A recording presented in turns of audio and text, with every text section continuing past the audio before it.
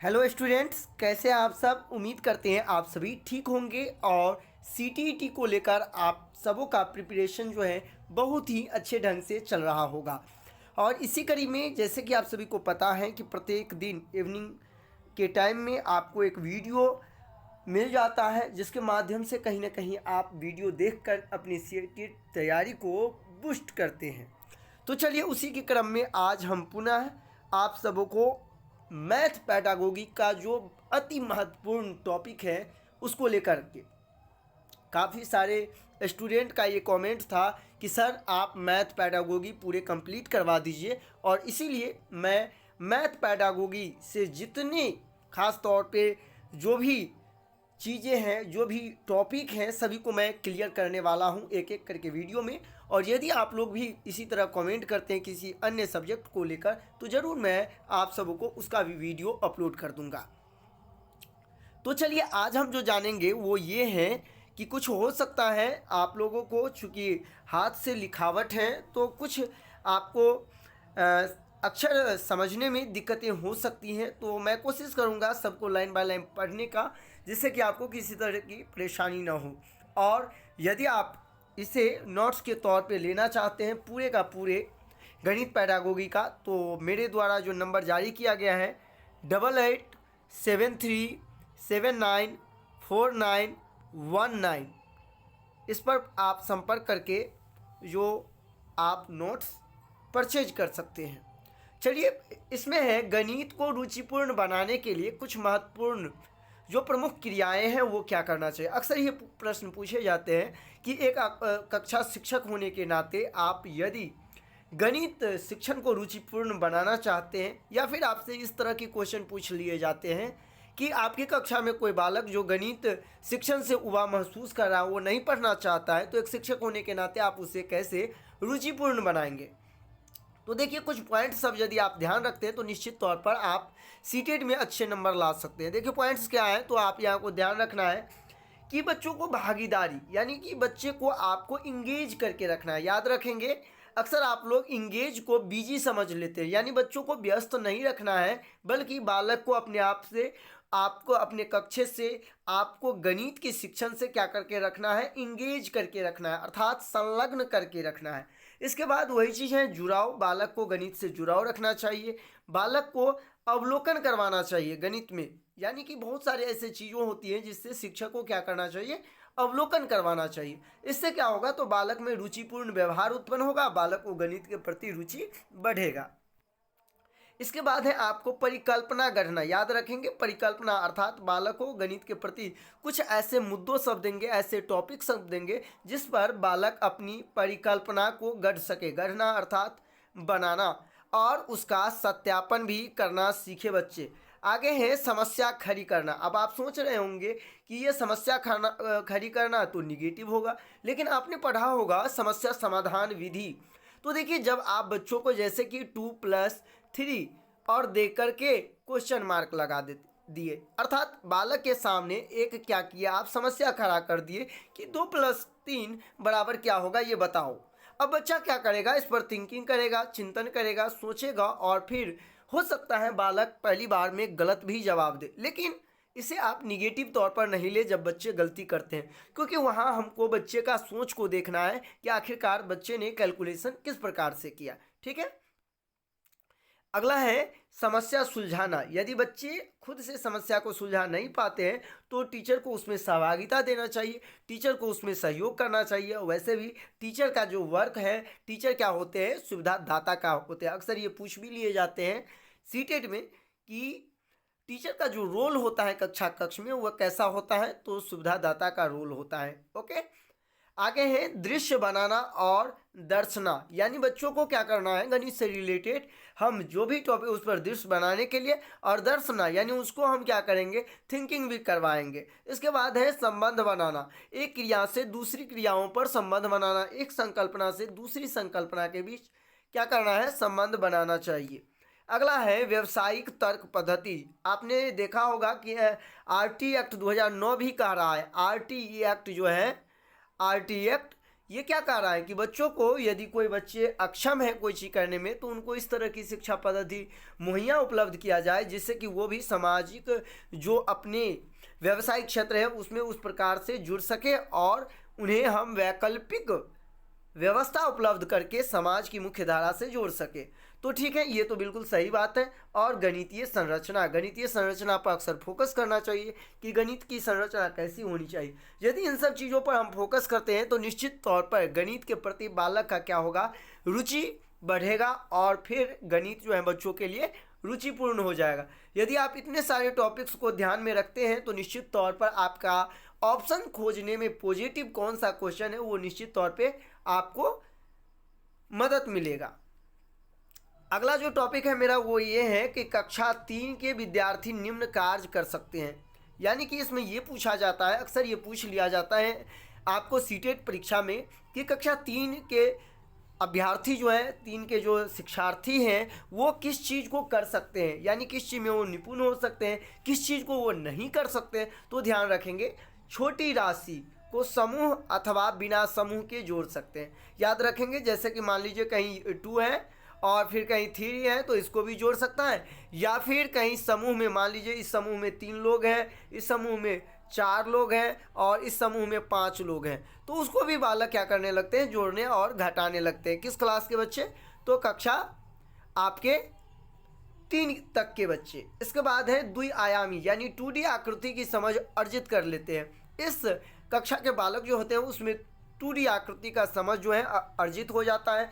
साथ ही साथ ये बालक कागज को मोड़कर डॉट ग्रीड पेपर पर कटिंग द्वारा बनी तथा सरल रेखा से बनी द्विआयामी आकृति को पहचानने भी लगते हैं। जैसे कि मान लीजिए एक बड़ा सा एक कागज का टुकड़ा है, आप यहाँ समझ सकते हैं इससे ऐसे, और यदि इसे अलग अलग टुकड़ों में बालक को बांट दिया तो बालक जो है अब वो समझने लगते हैं किस तरह से टुकड़ा को काटा गया है, ग्रीड पेपर पर कटिंग किया गया है, सरल रेखा क्या होता है, ये सब चीज़ जो है बालक समझने लगते हैं, कागज़ को मोड़ना, ये सब चीज़ अक्सर ये पूछ लिए जाते हैं सीटेट में।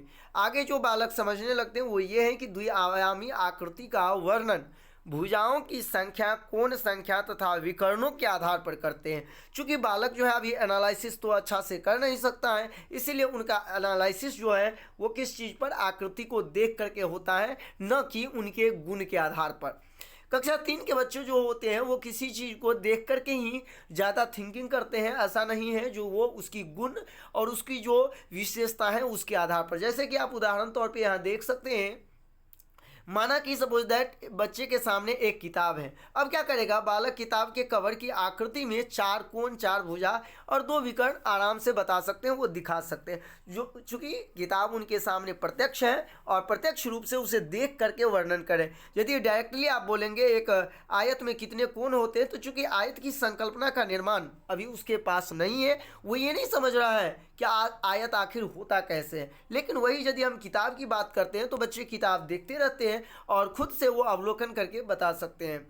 ध्यान रखेंगे किताब जो होता है वो 3D आकृति होता है, लेकिन याद रखेंगे किताब की जो कवर होती है वो 2D होता है। इसी तरह बहुत बार सीटेट में इस तरह के क्वेश्चन पूछ लिए गए हैं कि मकान क्या होता है, तो मकान आप याद रखेंगे 3D होता है, लेकिन यदि आप बोल दें मकान का छत यानी ऊपरी सतह क्या होती है, तो ये आपका होता है 2D। इस चीज़ को आप ध्यान रखेंगे हमेशा, ठीक है।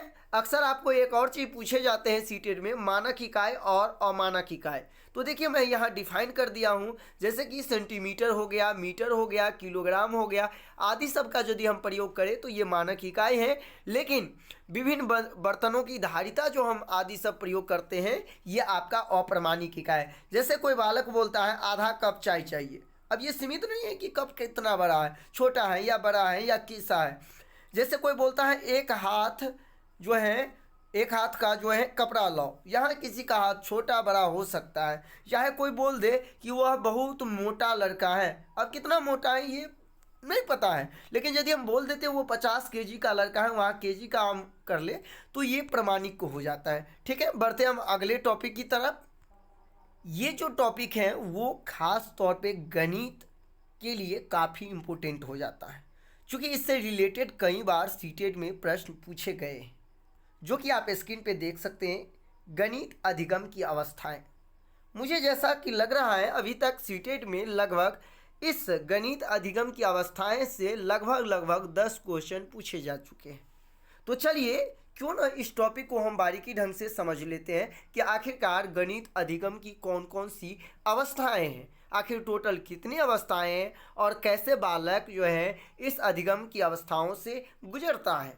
तो जानकारी के लिए आपको बता दें कि गणित में जन्म से किशोरावस्था तक गणित से संबंधित अलग अलग मानसिक परिवर्तन देखने को मिलता है। जिस तरह से आपने पढ़ा है सीडीपी में, जीन पियाजे का कहना था कि बालक का संज्ञानात्मक विकास जो है जन्म से लेकर प्रौढ़ावस्था तक अलग अलग मानसिक परिवर्तन देखने को मिलता है। ठीक उसी प्रकार गणित अधिगम की अवस्थाएं में किशोरावस्था तक कुल 6 अवस्थाओं से होकर गुजरता है।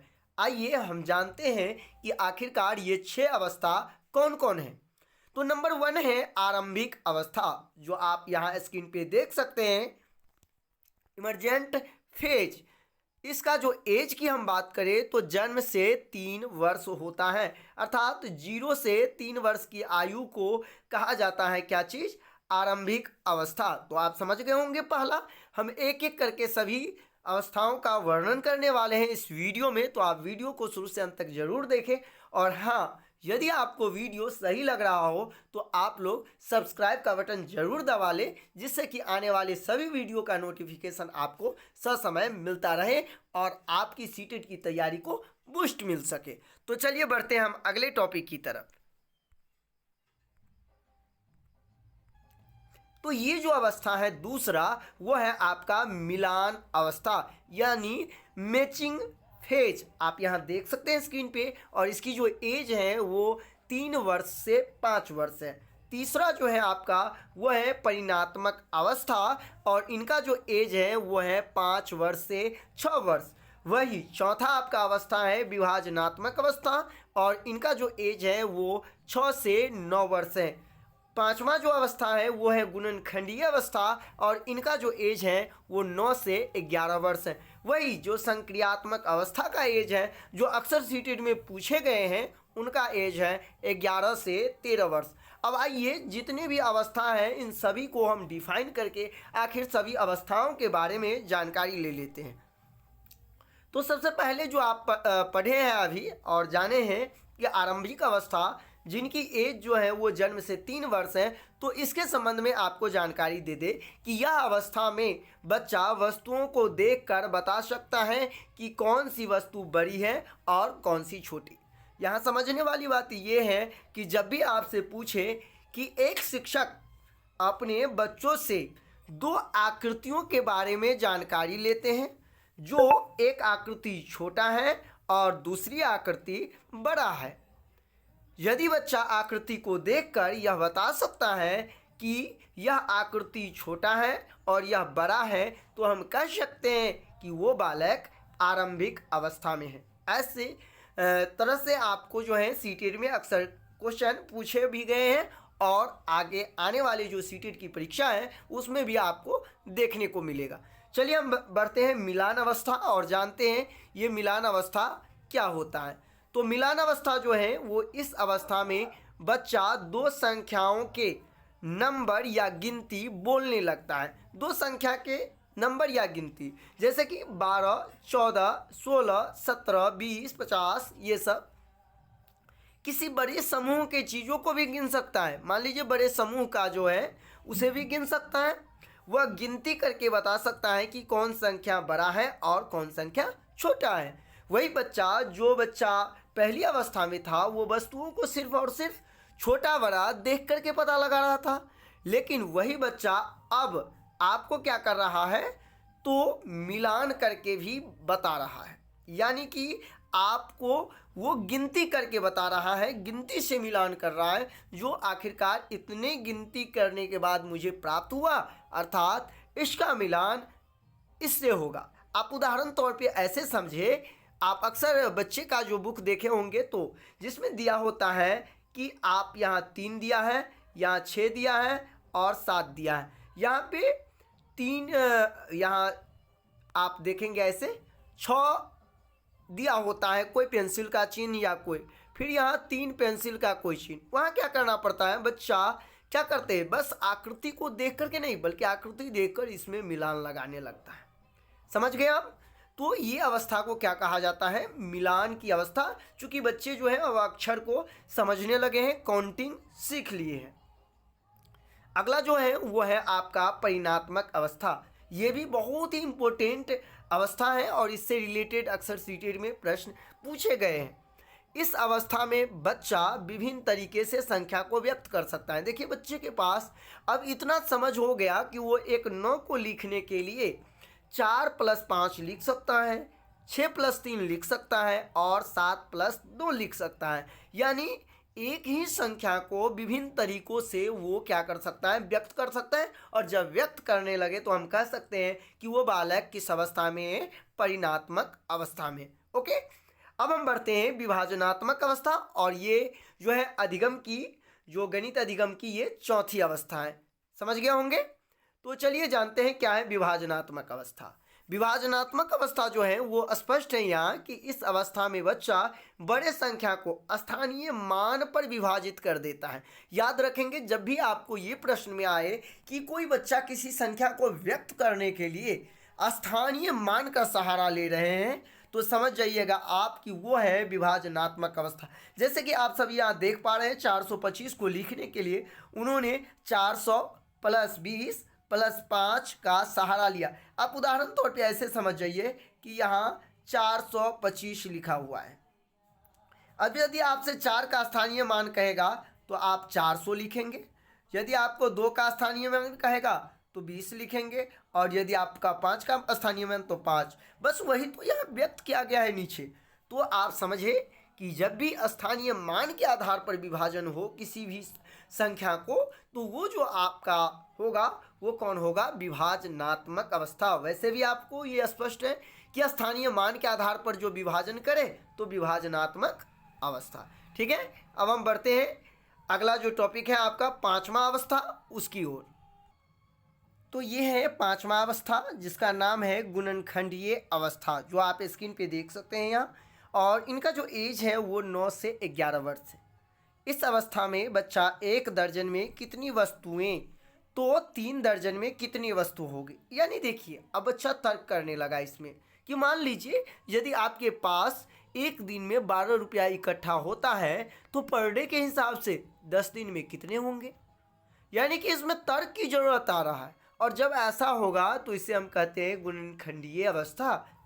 जैसे कि एक बालक पर 4 पेंसिल है तो बताइए 8 बालक पर क्या होगा।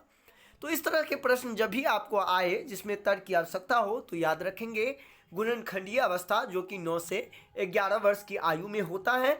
तो इस चीज़ को आप एज भी ध्यान रखेंगे। और लास्ट जो है आपका वो संक्रियात्मक अवस्था है। मुझे तो ऐसा लग रहा है अभी तक कम से कम 5-6 बार संक्रियात्मक अवस्था से रिलेटेड क्वेश्चन सीटेट में आ चुके हैं। तो इसे आप बखूबी अच्छा ढंग से देख ले।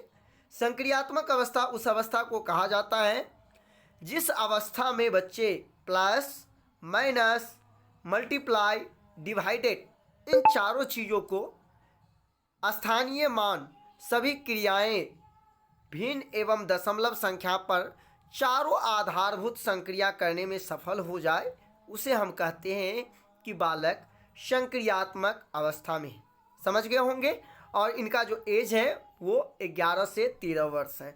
यानी सिंपल सी बात है कि यदि बालक 576 को कुछ इस प्रकार से लिख रहा है जिसमें वो जोड़ का भी प्रयोग कर ले, हो सके तो वो गुणा का भी प्रयोग कर ले, हो सके तो घटाव का भी प्रयोग कर ले, तो फिर वो हो जाएगा संक्रियात्मक अवस्था। यदि हम सीधी सीधी बात से कहें तो इतना आप समझे कि जिस अवस्था में बालक प्लस, माइनस, गुणा और भाग इन सभी जो गणितीय संकल्पना है, गणितीय आधारभूत संरचना है, उनको यदि प्रयोग कर ले तो हम कह सकते हैं कि बालक संक्रियात्मक अवस्था में चले गए हैं। और यह अवस्था आपका किशोरावस्था में होता है और 11 से 13 वर्ष की आयु में होता है। तो निश्चित तौर पे आप समझ गए होंगे। और भी जो टॉपिक है उस पर हम आपको कल वीडियो बना करके अपलोड कर देंगे। चूँकि गणित पैडागोगी को लेकर के जितने सारे मुख्य चीज़ हैं वो आपको वीडियो के माध्यम से ज़रूर मिल जाएंगे। लेकिन यदि कम समय में आप बेहतर तैयारी करना चाहते हैं और पूरे का पूरे नोट्स आप एक साथ लेना चाहते हैं तो कुछ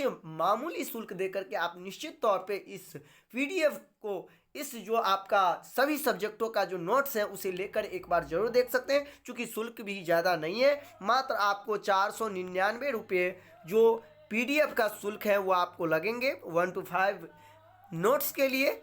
तो यदि आप चाहे तो आप मुझे संपर्क कर सकते हैं 8873794919 व्हाट्सएप नंबर है। इस पर आप यदि कमेंट करते हैं तो यहाँ से आपको पीडीएफ नोट्स जो है मिल जाएंगे ओनली फॉर 499 रुपये में। तो मिलते हैं नेक्स्ट वीडियो में। ये वीडियो आपको कैसा लगा आप अपनी राय मुझे ज़रूर दें कमेंट बॉक्स में। धन्यवाद।